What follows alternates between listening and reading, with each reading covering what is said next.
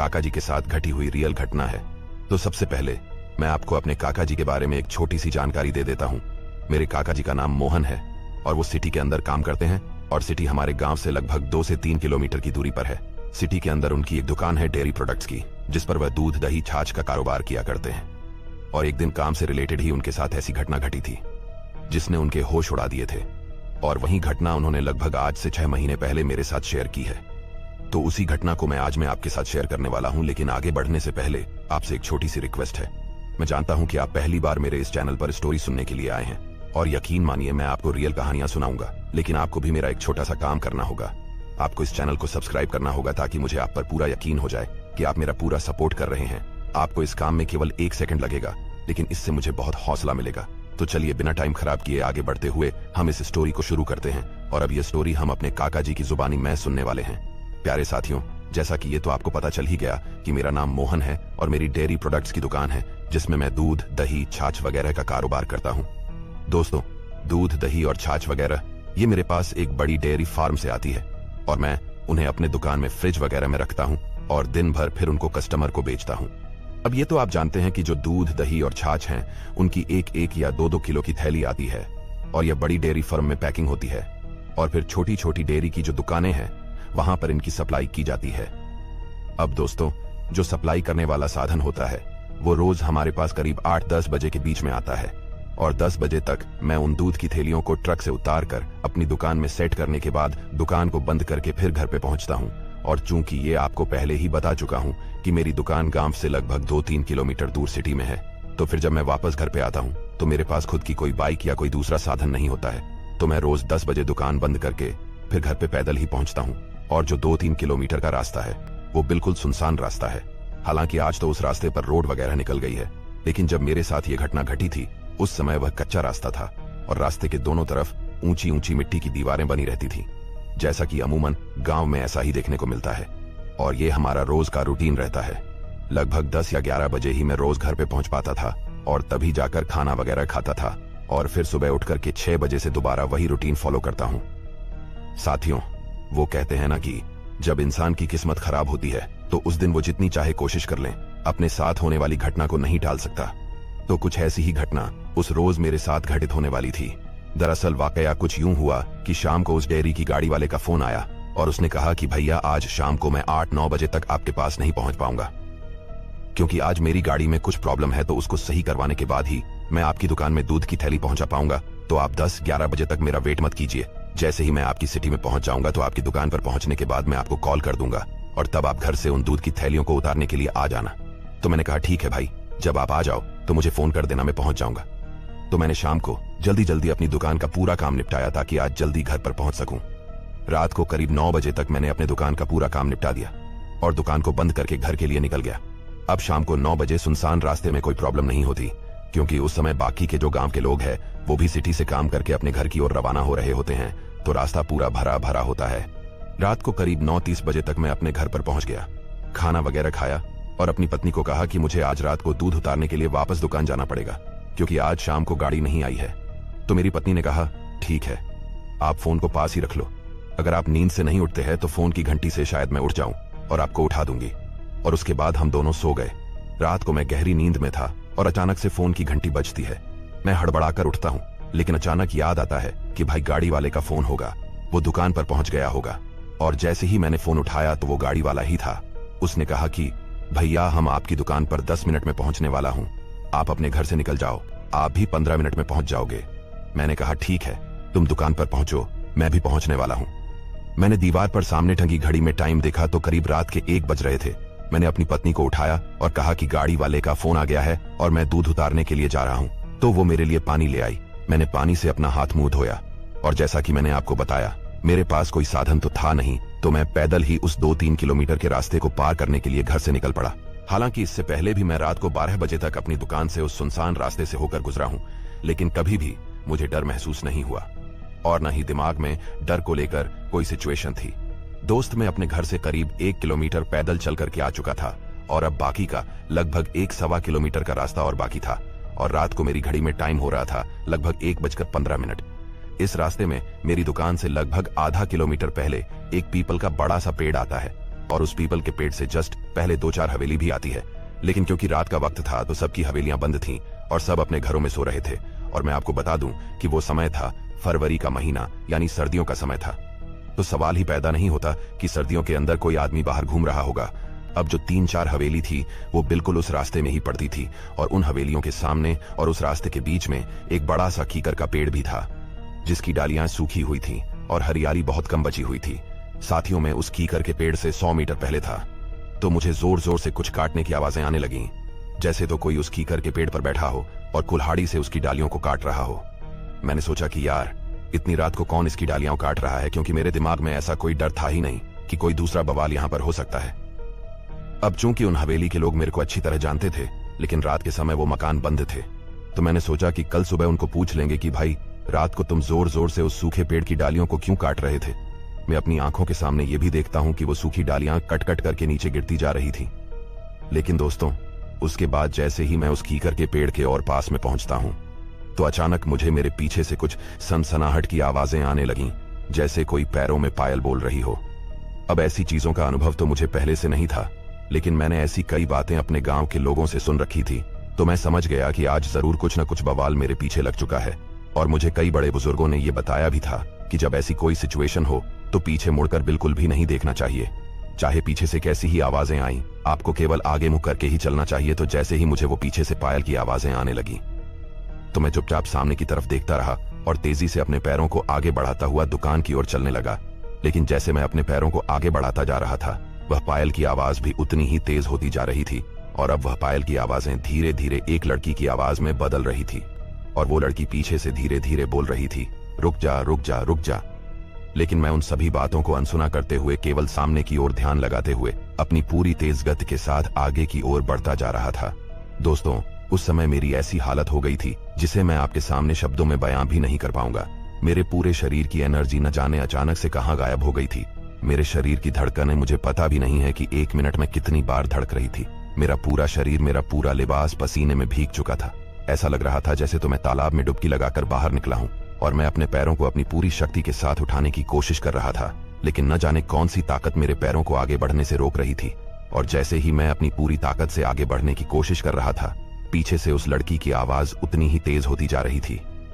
वो लड़की की आवाज जोर जोर से चिल्लाए जा रही थी कि आज तो मेरे हाथ से निकल गया, कि आज तो मेरे हाथ से निकल गया।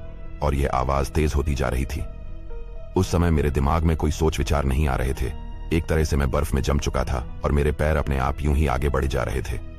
मेरे पैर चल तो रहे थे, लेकिन मेरी शरीर को यह लग रहा था कि बस सब कुछ थम सा गया है, सब कुछ रुक सा गया है। वो कुछ पल की दूरी मेरे लिए कई घंटों की दूरी बन चुकी थी।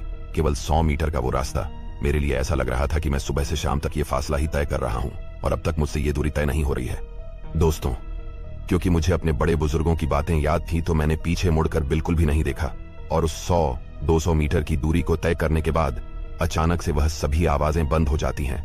उसके बाद केवल एक आखिरी आवाज आती है और ये जोर से चीखने की आवाज आती है, जैसे तो वो पूरे गांव को सुन जाए। और उस आवाज में उस लड़की की एक दर्दनाक चीख छुपी हुई होती है। मेरे कानों में उस लड़की की जोर से आवाज गूंजती है कि आज तो मेरे हाथों से एक और निकल गया है।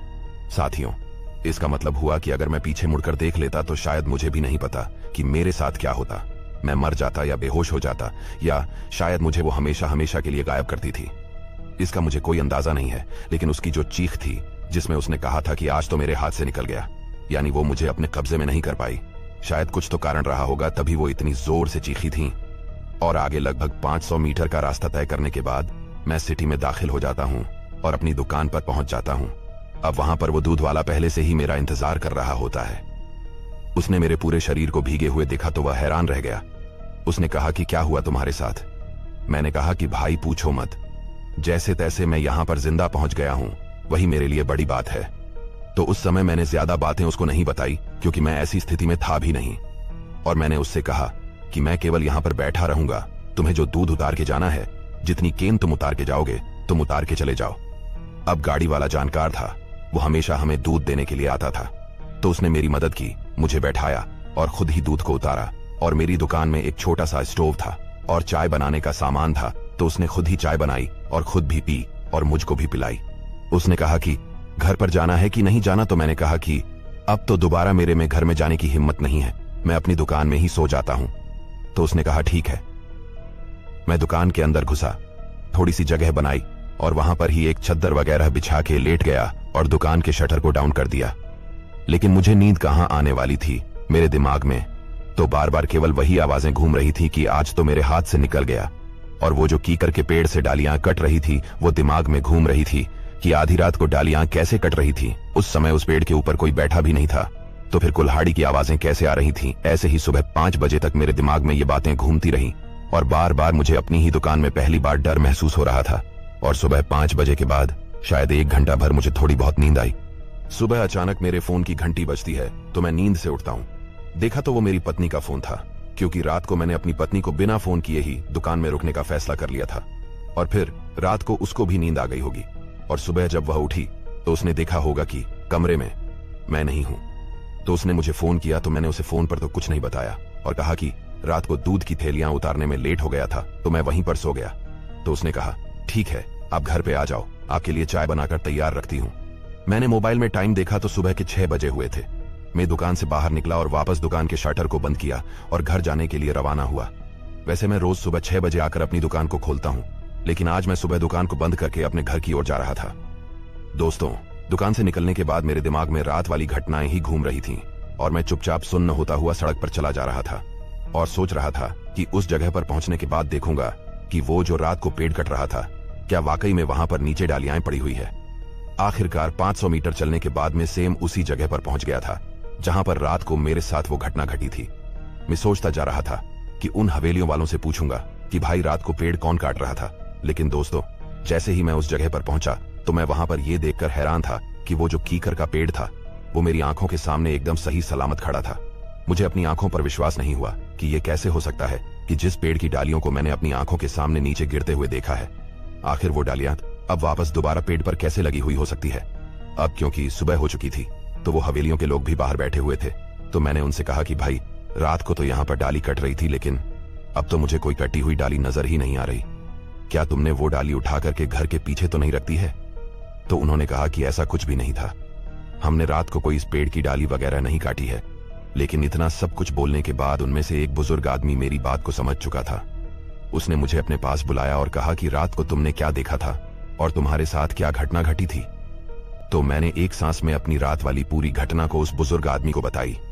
उस बुजुर्ग आदमी ने मुझे अपने पास बैठा लिया, वही आसपास जो 2-4 आदमी और खड़े थे उनको भी बैठा लिया और कहा कि उसे मेरी बताई हुई बात पर पूरा यकीन है, क्योंकि ऐसा मेरे साथ ही नहीं पिछले 6 महीने से गांव के बाकी लोगों के साथ भी ऐसा हो चुका है। मैंने उनसे पूछा कि रात को जो लड़की की आवाजें आ रही थी वो लड़की कौन थी और क्यों वो आने जाने वाले लोगों को परेशान करती है और वो लोगों से चाहती क्या है। तो उन्होंने कहा कि बेटा, ये कहानी आज की नहीं है बल्कि आज से 20 साल पहले की है। आज से 20 साल पहले हमारी इन हवेलियों के पीछे ही एक 20 साल की लड़की रहा करती थी। वो लड़की अकेली नहीं थी बल्कि उसके साथ उसकी मां भी थी। अब 20 साल पहले गांव में इतना विकास तो था नहीं कि पक्के मकान बनाए जा सके, तो वो झोपड़ी में रहा करती थी। उस समय गांव के अंदर ज्यादातर झोपड़ियों के मकान ही हुआ करते थे और उन झोपड़ियों के अंदर एक सबसे बड़ी समस्या ये थी कि अगर कहीं पर थोड़ी सी भी चिंगारी लग जाती तो पूरे घर में आग लग सकती थी, यानी एक छोटी सी लापरवाही पूरे घर को जला सकती थी। उन झोपड़ियों के अंदर आग लगना एक नॉर्मल बात थी, क्योंकि उस समय गांव में हर 1-2 दिन से किसी न किसी झोपड़ी में आग लग जाया करती थी। ऐसे ही 20 साल पहले उस झोपड़ी के अंदर वो माँ और बेटी रहा करती थी। अब एक दिन क्या होता है कि शाम के वक्त पास में से एक चिंगारी उठती हुई आती है और उस झोपड़ी को लग जाती है और अचानक से वो दोनों माँ बेटी कुछ समझ पाती, आग पूरे घर को घेर लेती है। उस घर के अंदर कुछ बकरियां भी बंधी हुई थीं, तो वो लड़की और उसकी माँ उन बकरियों को निकालने के लिए उस झोपड़ी के अंदर घुस जाती है। लेकिन उन्हें इतना मौका नहीं मिल पाता है कि वो उन बकरियों को बाहर निकाल सके, बल्कि वो खुद ही उसके अंदर फंस कर रह जाती है। इतनी देर में आसपास के और गांव वाले इकट्ठा हो जाते हैं, लेकिन तब तक आग पूरे घर को घेर चुकी थी और लोग अपने हाथों से बाल्टियों में पानी डालकर उस झोपड़ी पर फेंक रहे थे। अब पुराने जमाने में मोटर वगैरह या लाइट वगैरह तो गांव में होती नहीं थी, तो लोग पास के तालाब में से पानी भर भर कर वहां पर फेंक रहे थे। अब चूंकि उन बाल्टियों से कितनी आग बुझाई जा सकती थी, तो वो दोनों माँ बेटी उसी घर के अंदर उस आग में झुलसकर खत्म हो जाती है और आखिर में आग समाप्त होती है तो केवल उन दोनों माँ बेटियों के कंकाल लोगों को देखने को मिलते हैं। अब जो बुजुर्ग आदमी मेरे को ये बातें बता रहे थे थोड़े बहुत तांत्रिक विद्याओं के भी जानकार थे, तो उन्होंने कहा कि वो लड़की आग में जलने के 6 महीने बाद ही इस रास्ते में आने जाने वाले लोगों को परेशान करने लगी थी। और आज से 20 साल पहले भी वह लोगों को ऐसे ही परेशान किया करती थी। तो आखिर में उससे परेशान होकर के हमने उसका एक पुख्ता इलाज किया। वे एक बड़े से बाबा जी को बुलाकर उसको एक बोतल के अंदर कैद करवा दिया और तब से उसने लोगों को परेशान करना बंद कर दिया था। तो मैंने उस बुजुर्ग आदमी से कहा कि जब वह बोतल में कैद है तो फिर रात को वो बाहर कैसे आई और मुझे परेशान क्यों किया, और उस लड़की ने ऐसा क्यों कहा कि आज तो मेरे हाथ से निकल गया, क्या वो मेरी दुकान तक भी पहुंच सकती है। तो उन्होंने कहा कि वह रात को ही बाहर नहीं आई थी, बल्कि पिछले 6 महीने से वह दोबारा इस रास्ते पर आने जाने वाले लोगों को परेशान करने लगी है। 6 महीने पहले जिस बाबा जी ने उसको बोतल में कैद किया था उसकी मौत हो चुकी है, और जिन जिन आत्माओं को उसने अपने वश में किया हुआ था वो सभी आत्माएं आजाद हो चुकी है। और उन्हीं आत्माओं में से एक आत्मा इस 20 साल की लड़की की है जो अब दोबारा इस रास्ते पर आ चुकी है और रात में जाने वाले लोगों को परेशान करती है। और रही बात तुम्हारी दुकान तक पहुंचने की, तो उसकी इतनी हिम्मत नहीं है। वो केवल इस 100 से 200 मीटर के एरिया तक ही अपनी ताकत का इस्तेमाल कर सकती है और इसी एरिया के बीच में वो लोगों को डरा धमका सकती है। इस 200 मीटर की एरिया को पार करने के बाद उसकी शक्ति खत्म हो जाती है, तो वो न तो सिटी के अंदर दाखिल हो सकती है और न ही पीछे गांव के अंदर जा सकती है। वो केवल इस सुनसान रास्ते के 200 मीटर के एरिया तक लोगों को परेशान कर सकती है। तो मैंने कहा कि दोबारा उस लड़की का शायद कोई तो समाधान होगा। तो उन्होंने कहा कि हाँ, हम इस बारे में कुछ समाधान करने की कोशिश कर रहे हैं। इसके बाद मैं वहां से चलकर अपने घर की ओर आ गया और घर पर जाकर मैंने एक बड़ा डिसीजन तो ये लिया कि मैं अब दोबारा उस रास्ते पर रात के समय पैदल नहीं जाऊंगा, बल्कि एक बाइक खरीदूंगा। और उसके 3 दिन बाद ही मैंने एक स्प्लेंडर प्लस बाइक खरीद ली। हालांकि उस घटना के बाद मुझे अभी तक तो रात के 1 बजे दूध उतारने के लिए नहीं जाना पड़ता, क्योंकि गाड़ी शाम को ही आ जाती है।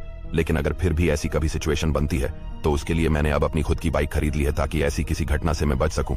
तो साथियों, यह थी हमारे गांव के काका जी की कहानी, जो उनके साथ रियल में ये घटना घटी थी।